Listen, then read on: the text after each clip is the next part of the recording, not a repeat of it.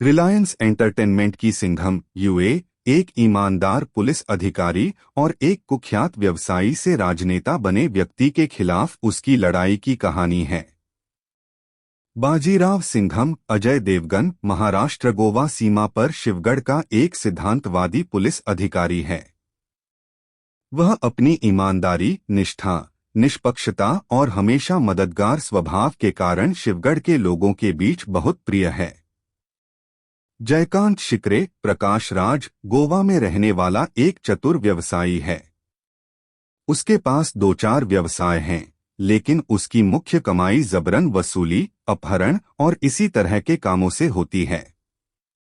वह बिना पलक झपकाए लोगों की हत्या करता है, लेकिन उसके संबंधों के कारण कानून का हाथ उस तक नहीं पहुंच पाता।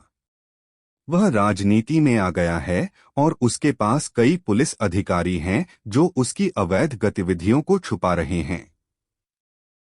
अजय देवगन एक ईमानदार पुलिस अधिकारी हैं और प्रकाश राज एक बदमाश व्यवसायी हैं जो सिंघम में सत्ता में चुने गए एक राजनेता की भूमिका भी निभाते हैं। दोनों के बीच यह एक ऐसी लड़ाई है जिसे खत्म करना है। प्रकाश को सिस्टम और पुलिस का समर्थन प्राप्त है, जबकि अजय को लगभग कोई मदद नहीं मिलती। पूरी समीक्षा में और जानें। जयकांत शिकरे को शिवगढ़ में एक ऐसे ही आपराधिक मामले में जमानत मिल जाती है, लेकिन उसे 15 दिनों के लिए शिवगढ़ पुलिस स्टेशन में अपनी उपस्थिति दर्ज करानी होती है।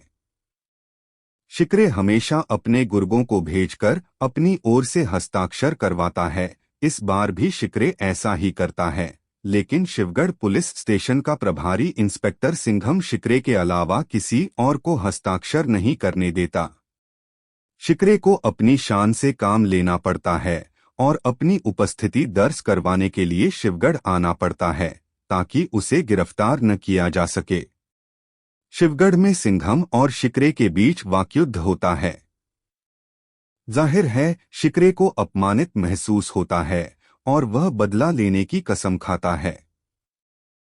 जल्द ही सिंघम को गोवा के कोलवा पुलिस स्टेशन में स्थानांतरित कर दिया जाता है। उसे यह जानकर बहुत डर लगता है कि शिकरे ने बदला लेने के लिए उसका तबादला वहां करवा दिया है। शिकरे अब सिंघम को खुलेआम चुनौती देता है और उसे शारीरिक और मानसिक रूप से प्रताड़ित करता है। इलाके का डीएसपी मुरली शर्मा शिकरे का नौकर है और शिकरे और उसके आदमियों को सजा दिलाने के सिंघम के सभी प्रयासों को विफल कर देता है। सिंघम की गर्लफ्रेंड काजल अग्रवाल सिंघम के पीछे चट्टान की तरह खड़ी है और वास्तव में उसे रुकने और शिकरे से लड़ने के लिए प्रोत्साहित करती है। जब सिंघम सारी उम्मीदें खो देता है और कोलवा छोड़ना चाहता है। सिंघम के रुकने का एक और ठोस कारण है दिवंगत पुलिस अधिकारी राकेश कदम सुधांशु पांडे का छोटा बेटा नितिन मास्टर अगस्त्य धनोरकर उससे रुकने की विनती करता है क्योंकि उसे अपनी मां सोनाली कुलकर्णी की सुरक्षा का डर है।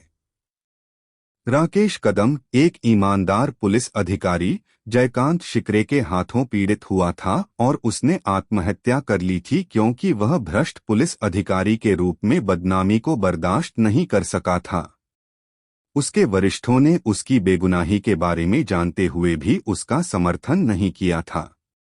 उसकी विधवा डीजीपी प्रदीप वेलंकर और मंत्री अनंत नार्वेकर अनंत जोग के दरवाजे खटखटा रही थी ताकि उसके मृत पति का केस फिर से खोला जा सके ताकि उसे निर्दोष साबित किया जा सके।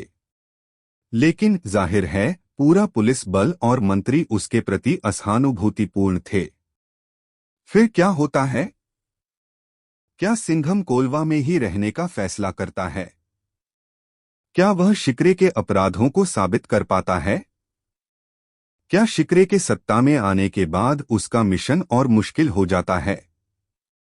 क्या सिंघम को शिकरे के खिलाफ कार्रवाई करने की इजाजत मिलती है या शिकरे उससे बेहतर साबित होता है?